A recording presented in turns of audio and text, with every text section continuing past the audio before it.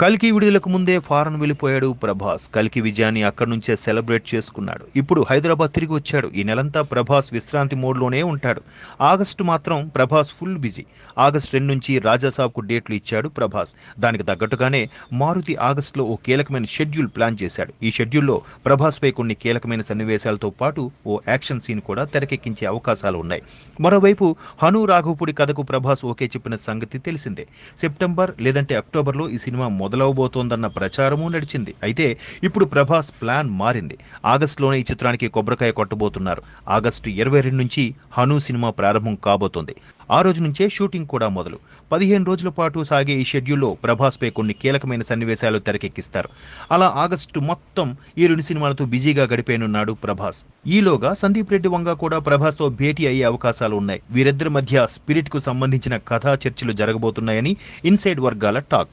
November నాటికి Raja Saab cinema పూర్తి చేయాలన్న ధ్యేయంలో ఉన్నాడు ప్రభాస్. ఈ మధ్యలో హను రాఘవపూడికి కూడా కొన్ని డేట్లు ఇస్తాడు.